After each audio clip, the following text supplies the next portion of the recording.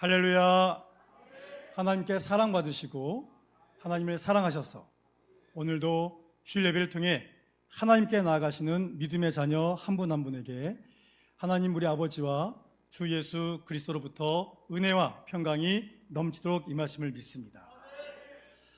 우리나라는 고조선부터 조선시대까지 수많은 침략을 받았습니다.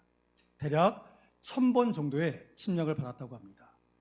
그 많은 침략 가운데서도 우리는 이 나라를 잃지 않았습니다.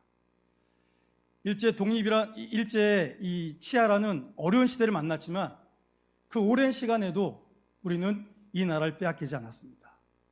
하나님께서 이 땅에 복음을 주셔서 그 복음의 힘으로 하나님께서 이 나라를 통해 주님 나라 오시는 그날까지 더 큰 사명 감당케 하시기 위해서 이 나라를 지켜주셨습니다. 그래서 우리가 독립된 지 올해가 79주년 되는 너무나 역사적인 날입니다. 그때로부터 전 세계에서 복음의 능력이 이 나라를 통하여서 불타오르고 있습니다. 우리는 복음의 능력으로 더욱더 이 나라를 지켜가야 됩니다. 이 복음이 우리 안에 머물면 안 되고 우리의 다음 세대에도 더 풍성하게 이어져 가야 됩니다. 그래서 주님 오실 때까지 복음의 불길이 끊어지면 안 됩니다. 그래서 우리는 복음을 전해야 됩니다. 여러분 혹시 코스타라는 걸 들어보셨습니까? C자로 시작되지 않습니다. K로 시작됩니다. 이 코스타는 Korean Students All Nations의 약자입니다. 1986년 미국 워싱턴 군교에서 시작된 한인 해외 유학생 신앙 수련회입니다. 크리스천 교포와 유학생 등 세계 여러 지역에 흩어져 있는 우리 학생들을 찾아가서 그들에게 복음을 전하는 수련회입니다. 이것이 특이한 것은 지금까지 세계 선교 역사 가운데 어떤 나라도 자국의 젊은이들이 유학으로 해외에 나가 있는데 그 나라까지 찾아가서 그 나라의 자국민을 모아서 복음을 증거한 이런 일은 세계 유례 그 어떤 나라에도 없었습니다. 그런데 우리 한국의 기독교가 그 일을 시작했습니다. 미국으로부터 시작해서 전 세계에 흩어져 있는 유학생들에게 찾아갑니다.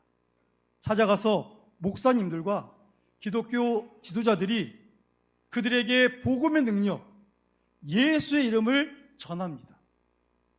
미국에서 시작된 이 사역은 유럽으로 터졌다가 지금 아시아까지 여름과 겨울에 큰 사명을 감당하고 있습니다. 청년뿐만 아니라 청소년도 살려야 되겠다 해서 청소년을 향한 코스타 이 수련회도 지금도 계속 반복되고 있습니다. 이러한 코스타 강사 중에 주명수 목사님이 계십니다. 이분이 코스타 강사가 되어서 모스크바에 가서 복음을 전한 적이 있었습니다. 그때 일을 할렐루야 변호사라는 책에서 우리에게 알려주고 있습니다. 그 책에서 이렇게 알려줍니다. 모스크바 코스타에 갔을 때 말씀을 전하고 내려오는데 청년 한 명이 와서 목사님 은혜 받았습니다. 은혜 받았습니다. 이 이야기를 여러 차례 반복하더랍니다. 그래서 목사님 속으로 이야 내가 설교를 끝내주게 한 모양이구나. 내가 얼마나 잘했으면 저렇게 감동받아서 나한테 와서 얘기를 했을까 해서 그 친구한테 무슨 말씀의 은혜를 받으셨나요? 라고 물어봤답니다. 그랬더니 청년이 이렇게 얘기했답니다. 사실 저는 교회에 다니지 않습니다. 교회에 다닌 적이 없어서 목사님이 하신 말씀이 무슨 뜻인지 모릅니다. 목사님이 깜짝 놀랐답니다. 아니 교회도 안 다녀보고 뭔 소리인지도 모르는데 왜 은혜 받았다고 하는 거지? 궁금해서 물어봤더니 자기는 신앙생활 안 하는데 친구가 요번에 좋은 분이 오셔서 말씀 전하시니까 한번 가보자. 또 가자고 그래서 와봤답니다. 와봤는데 목사님의 설교를 듣고 난 다음에 내가 저 목사님을 만나서 꼭 이 얘기는 해야 되겠다 싶어서 찾아온 것이고 은혜 받았다는 얘기를 하길래 자기도 은혜 받았습니다 라고 얘기를 했답니다. 그런데 이어서 이렇게 얘기를 했습니다. 말씀은 하나도 모르겠습니다.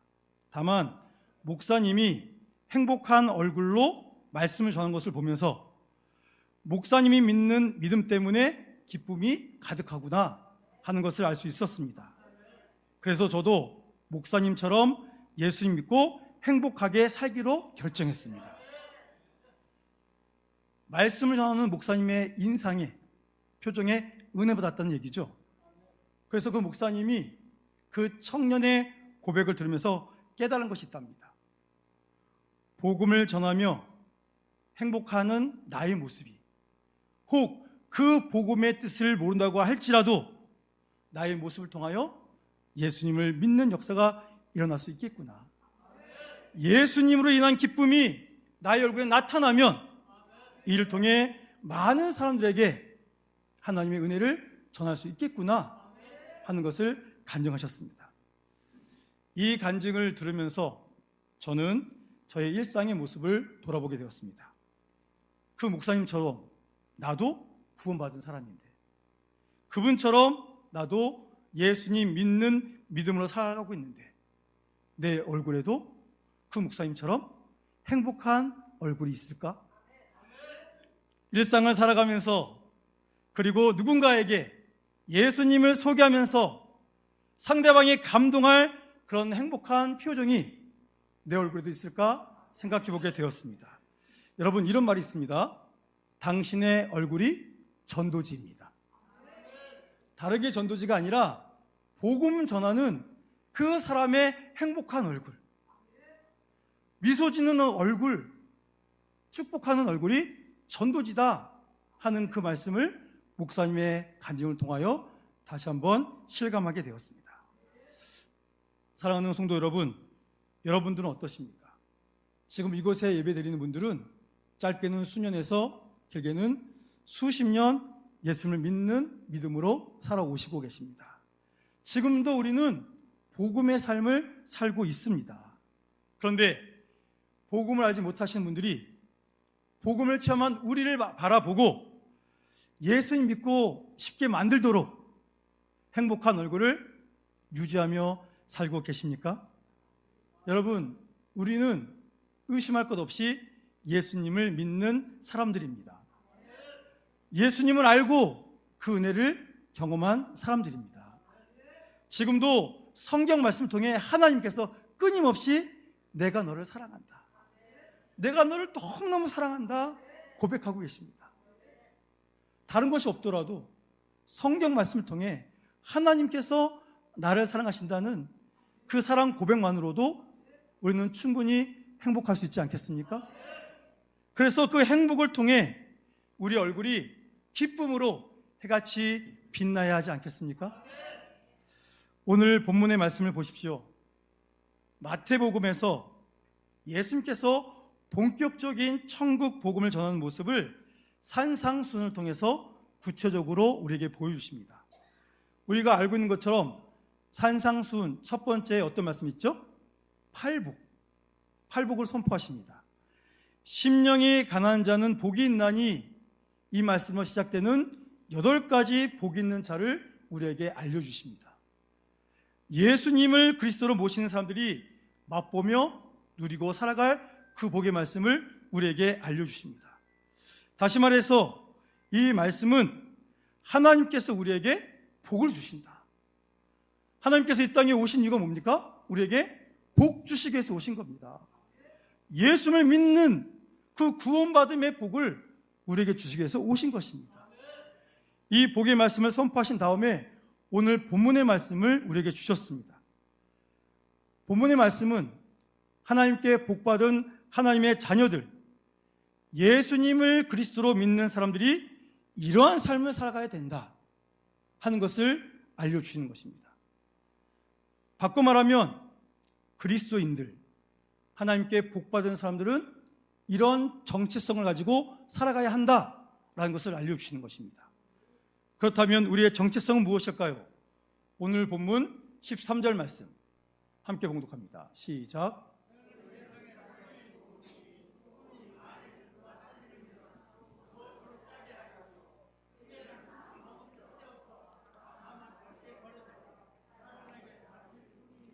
아멘. 자, 13절에서 하나님의 자녀된 우리들이 무엇이라고 말씀하십니까? 저 세상의 소금이다 말씀하십니다. 14절 말씀 보겠습니다. 시작. 너희는 세상의 빛이라. 산 위에 있는 동네가 숨겨지지 못할 것이요. 아멘. 자, 14절에서는 우리의 정체성을 무엇이라고 알려주십니까? 세상의 빛이다. 그렇죠? 그러니까 우리의 정체성은 뭐라고요? 세상의 소금이고 세상의 빛입니다. 그렇죠? 근데 잘 보세요. 이 말씀에 예수님께서 우리에게 네가 세상의 소금이 되어야 한다, 너희가 세상의 빛이 되어야 한다 라고 말씀하셨습니까? 아닙니다. 성경 어디를 찾아보더라도 예수님께서 우리에게 소금이 되어라, 빛이 되어라 말씀하신 곳 없습니다. 오늘 본문의 말씀처럼 너희가 세상의 소금이다, 너희가 세상의 빛이다 라고 분명히 말씀해 주셨습니다. 여러분 생각해 보십시오. 우리는 본질상 죄인들입니다. 근데 죄인인 우리가 무엇을 한다고 세상을 정화시킬 소금이 될 수 있겠습니까? 우리 같은 죄인이 하나님의 은혜 없으면 또 악으로 달려가는 우리들이 어떻게 우리의 힘으로 세상을 비출 수가 있겠습니까? 불가능합니다. 100번을 죽었다고 깨어난다 한들 죄인된 우리가 세상의 소금이 빛이 될 수가 없습니다. 그런데 오늘 본문의 말씀을 통하여 우리 예수님께서 뭐라고 하셨다고요? 너는 세상의 소금이야, 내가 세상의 빛이다 라고 선포하고 있습니다. 여러분, 우리가 어떻게 소금이 되고 빛이 될 수 있겠습니까? 내 능력이 아닙니다. 여러분, 이렇게 말씀하신 근거가 있습니다. 요한복음 8장 12절 상반절 말씀 함께 봉독합니다. 예수께서 또 말씀하여 이르시되 나는 세상의 빛이니. 자, 누가 하신 말씀이죠? 예수님 하십니다. 예수님이 자기 자신을 무엇이라고 알려주십니까? 내가 빛이다, 내가 빛, 내가 세상의 빛이다. 여러분, 이 세상은 죄악의 어둠이 가득했습니다. 어느 것도 분별할 수 없는 죄악의 어둠이 가득했습니다. 그런데 빛이신 예수님이 이 땅에 오셨습니다. 그래서 죄악의 모든 어둠을 물리쳐 주셨습니다. 우리의 영혼도 죄의 어둠이 가득했었는데 빛 대신 예수님이 오셔서 우리를 만나주시고 예수님의 보혈로 우리를 정결케 하시기 때문에 우리 안에 있던 어둠이 다 사라졌습니다. 그래서 우리는 내 능력이 아닌 빛 대신 예수님의 그 은혜로 빛이요 소금이 되는 이 영광을 잊게 된 것이다. 성경은 분명히 말씀하고 있습니다. 그래서 주님 말씀하십니다. 너희는 나를 통하여 세상의 빛이 되었다. 우리가 빛이 되었으니 우리가 해야 될 일이 뭐겠습니까? 그 빛을 더욱 밝히 비추는 것입니다. 이 말씀에서 우리에게 알려주시는 것이 있습니다. 그것은 너희는 이미 내 말로 세상의 소금이 되었고 빛이 되었으니 그 역할을 잘 감당해야 된다. 근데 중요한 사실이 있습니다. 우리가 무엇을 해가지고 빛을 발할 수 있겠습니까? 여러분, 밤하늘에 달이 빛이 나죠? 근데 달은 빛을 못 냅니다. 달이 빛나는 이유가 뭐죠? 태양의 빛을 받았기 때문에 그 빛을 나타낼 수 있는 것입니다. 우리도 마찬가지입니다. 우리는 빛이라고 됐지만 우리 스스로는 빛을 못 냅니다. 빛 대신 예수님의 그 찬란한 빛을 받을 때 우리도 빛을 발할 수가 있는 것입니다. 여러분, 예수님이 빛이십니다. 그렇기 때문에 우리도 빛 됐음을 믿으시기 바랍니다. 빛은 어둠을 몰아냅니다. 아무리 작은 빛이라도 칠흑 같은 어둠을 그 작은 빛이 찬란하게 비침을 분명히 믿으시기 바랍니다. 그래서 16절에 이렇게 말씀하고 있습니다. 본문 16절 읽겠습니다. 이같이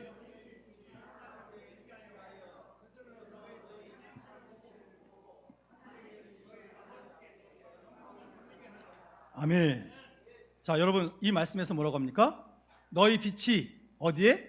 사람 앞에 비치게 해야 된다. 그렇게 되면 어떤 일이 일어나죠? 세상 사람들이 빛을 발하는 우리의 착한 행실을 보고 어떻게 됩니까? 하나님께 영광을 돌리게 됩니다. 너무 멋진 말 아닙니까? 여러분, 등을 켜면 자연히 빛이 비춰지죠? 그와 같이 예수님을 자신의 구주로 고백한 우리들도 주님의 자녀가 되었다는 그 사실만으로 빛이 나야 됩니다. 그 빛이 자연스럽게 세상에 보여줘야 됩니다. 그것이 사람들 눈에 선한 행동, 착한 행실로 보여줘야 됩니다. 우리가 어떻게 착한 행실을 할 수 있겠습니까? 여러분, 고린도후서 5장 17절 말씀 함께 봉독합니다. 그런즉 누구든지 그리스도 안에 있으면 새로운 피조물이라. 이전 것은 지나갔으니 보라 새 것이 되었도다. 아멘. 자, 성경에서 분명히 말씀하십니다. 누구든지 어떤 사람이든지 예수님을 자신의 구주로 고백해서 그리스도 안에 있으면 어떤 존재가 됩니까? 새로운 피조물이 됩니다. 거듭난 사람이 됩니다. 그전에 살아왔던 모든 것 다 잊어버릴 수 있습니다. 그리고 이제 주님이 비춰주신 그 빛을 통해 하나님의 능력을 힘입어서 새로운 역사를 이어나가게 된다라는 것을 성경은 분명히 말씀하고 있습니다. 여러분, 우리가 주님 안에 있기 때문에 나를 얽매이던 모든 죄 사슬이 끊어졌습니다. 죄인이 아닌 하나님의 자녀로 새롭게 태어났습니다. 전에는 무엇이든지 잘못되면 누구 탓했습니까? 남 탓했습니다. 당신 때문에, 너 때문에 이렇게 된 거 아니냐라고 남 탓했습니다. 그러나 새로운 피조물 된 우리들은 잘못되면 나를 돌아봅니다. 내가 더 잘했어야 되는데, 내가 더 잘 살폈어야 되는데 내 탓이다 말하게 됩니다. 전에는 무엇이 잘 되면 나 때문이야, 내가 있으니까 이렇게 된 건 줄 아세요? 라고 자기를 높입니다. 그런데 예수 믿은 다음에는 어떻게 되죠? 잘된 일이 있으면 하나님의 은혜입니다. 하나님이 저에게 힘과 능력을 주셔서 제가 이를 감당할 수 있었습니다 하고 하나님을 높이게 된다는 것입니다. 중심이 우리에게서 하나님께로 옮겨졌기 때문입니다. 오늘 본문이 말하는 선한 행동, 내 중심이 아닌 타인을 위한 삶을 살아갈 때 세상은 우리를 향해서 손가락질합니다. 미련한 사람들, 당신이 중요하지, 당신의 삶이 중요하지 타인이 뭐가 중요하냐고. 그러나 우리는 기쁘게 타인을 위한 삶을 살아갑니다. 왜냐하면 우리 안에 주의 성령이 계시기 때문입니다. 주의 성령이 기쁘게 그 일을 하도록 인도해 주시기 때문입니다. 믿음이 깊어지면 깊어질수록 우리는 그렇게 변화돼 갑니다. 이것이 성경에서 말하는 그리스도인의 성화입니다. 이것이 주님의 뜻대로 살아가는 것이고 이것이 우리에게 복입니다. 우리가 이러한 삶을 살아가면 그것이 세상 사람들 눈에 신기하게 보입니다. 착한 행동으로 보입니다. 우리는 생각도 못하는 것을 저들은 생각하는구나, 우리는 하지 못하는 삶을 저들은 살아가는구나 하면서 우리가 믿는 하나님을 바라보게 됩니다. 그 일을 통해 은혜 받았다고 고백하는 그들이 저 사람을 통해서 이 일 주신 하나님 감사합니다 하는 영광을 올려드리게 됩니다. 그래서 이를 통해 하나님의 영향력이 세상에 나타나게 되는 것이고, 이를 통해 세상 사람들이 하나님께 영광을 올려드리게 되는 것입니다. 오늘 프랑스 파리 올림픽이 폐막합니다. 그렇죠? 우리나라 선수들이 열심히 경기에 임했습니다. 금메달 5개를 예상했는데 2배가 넘는 13개의 금메달을 따냈습니다. 국민의 한 사람으로서 금메달을 딸 때마다 대한민국의 국가가 전 세계에 울려 퍼지는 그 모습을 바라보면서 얼마나 기뻤는지 모릅니다. 그 일을 이룬 선수들이 너무 고맙고 그래서 그들을 축복했습니다. 그런데 이번 올림픽은 자유와 평등이라는 미명 아래 개막식부터 참남한 일들이 너무 많았습니다. 특별히 기독교를 폄훼하고 주님을 모독하고 하나님의 창조 질서를 무너뜨리는 일들이 너무나 많이 있었습니다.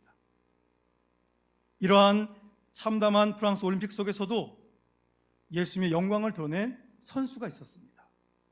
그 선수는 미국 육상 여자 400m 허들 경기에서 압도적인 실력 차이로 세계 신기록을 세우며 금메달을 딴 시드니 맥클로플린이라는 선수입니다. 그 경기 보시면 알겠지만 2등과 거의 10m 차이가 났습니다. 그럴 수가 없습니다. 다 세계 최고의 기량의 선수이기 때문에 0.1초 차이로 1등, 2등이 결정되는데 월등한 실력으로 세계 신기록을 바꿔버렸습니다. 금메달을 따고 메달 딴 사람들이 기자회견을 합니다. 그 안에서 많은 이야기를 했는데 이 시드니 맥클로플린이 이렇게 고백을 했습니다. 나는 내가 하는 모든 일에 하나님께 영광을 돌립니다. 하나님은 나에게 선물을 주셨습니다.